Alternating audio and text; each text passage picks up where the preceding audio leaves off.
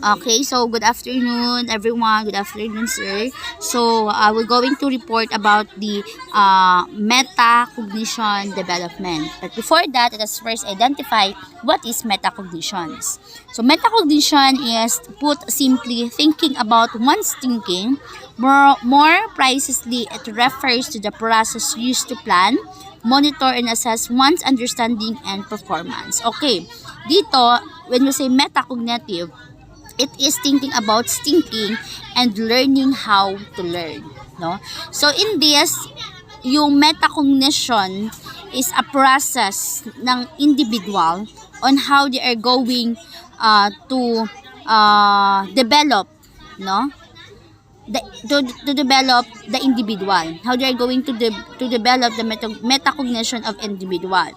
So also, it is a process used to plan, monitor, and assess one understanding and performance. So, does it mean na metacognition is ginagamit para tayo ay mag-isip or magplano sa mga gagawin, kung ano ba ang mga dapat, ano ba ang mag-fix sa mga bata, and also to monitor our students learning, no? It is very important na talagang when you are creating a plan, you also have the time na i-monitor mo sila and to assess the individual understanding and performance.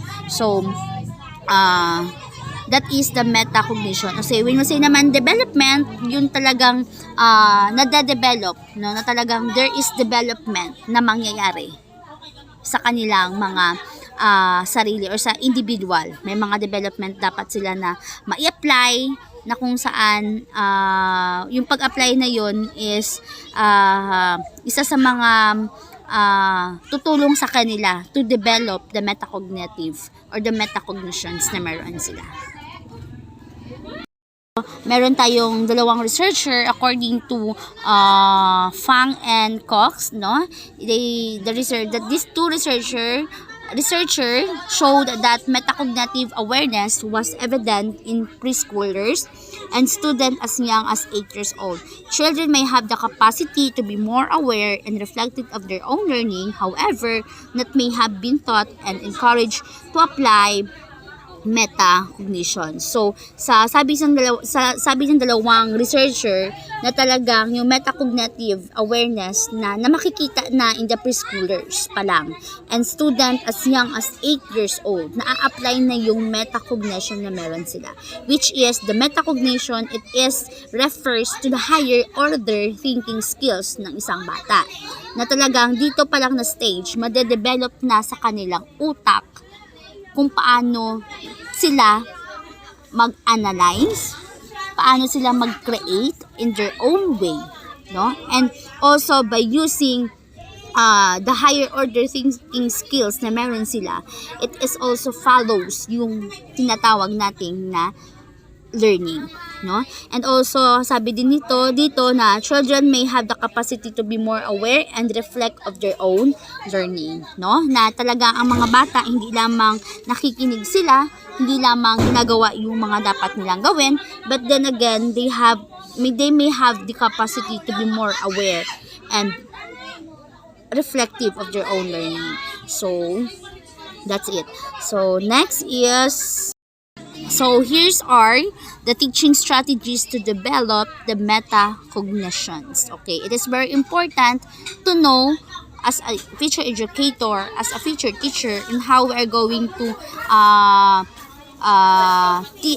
give them strategies for them to develop their metacognition, because as a teacher, as a future teacher, our role is to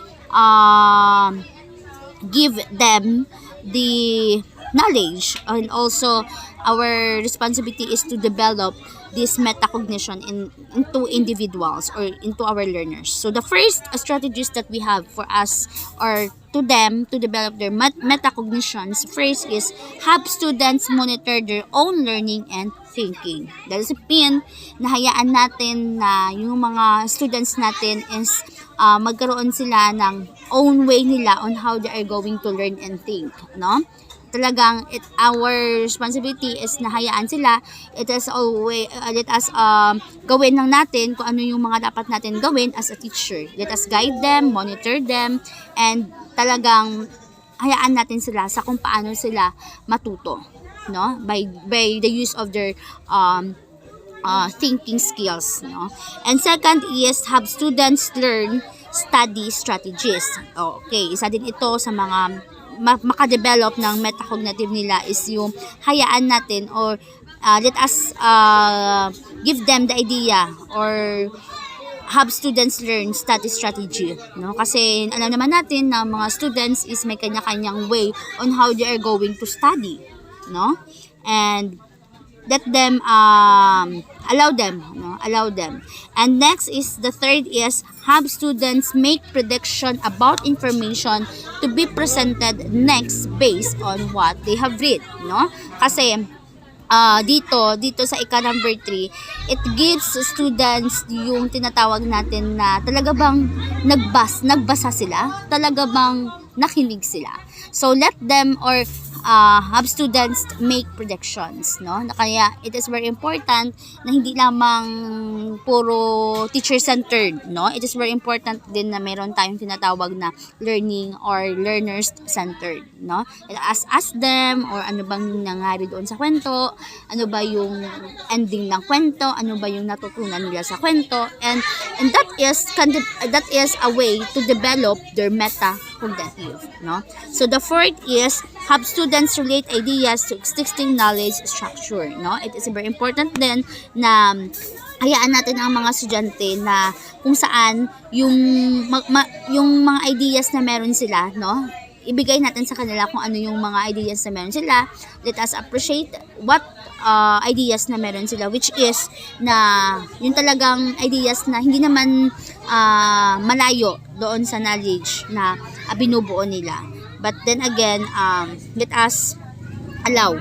And next is have students develop ask question of themselves about what's going on around them, no? Kaya tayo ng mga teachers after our discussion or our lesson is very important na ask them or kung tanungin sila na kung may mga questions pa ba or any clarifications, and pwede naman din na sila ang magtanong sa atin. In that way na talagang maisip nila or magagamit nila yung kanilang higher order thinking skills by asking them a question or sila yung mag-ask sa atin ng question. So, yun. So, next is help students to know when to ask for help, no? Kasi hindi naman sa lahat ng panahon, hindi sa lahat ng panahon is alam ng mga students. May mga part din sila na nahihirapan na talagang hindi nila ma-express or hindi nila masabi. But then again, it is our initiative or it is our duty na malaman din kung ano yung mga weaknesses and strength ng mga student when it comes to any activities na meron sila, no? Let us help our students. Next is show students how to transfer knowledge, attitudes, value, skills to other situation or task. Okay. So hindi lamang na may natutunan sila, no? But then again, yung knowledge or yung learning na meron sila, let us show them kung paano ba nila magagamit yung knowledge, attitudes, and values, skills to the other situation or task, no? Na talagang hindi lamang sa loob ng room ma-apply yung mga bagay na natutunan nila, but then again, let us teach them, no? Na kung ano yung mga dapat nila gawin, like for example, may mga problem solving or whatever, no? Hindi lamang sa math magkakaroon ng problem solving, but then again in their real life situation na pwede nilang ma-apply. So, according naman dito na itong metacognition, meron tayong tinatawag na yung according to Bloom's taxonomy, as we all know, meron din create, analyze, so hindi ko lang siya na-memorize, pero that the Bloom's taxonomy can help us to develop or what we're going to use. Kasi yung Bloom's taxonomy, it is the metacognition or metacognition strategies. So that's all. So once again, good afternoon.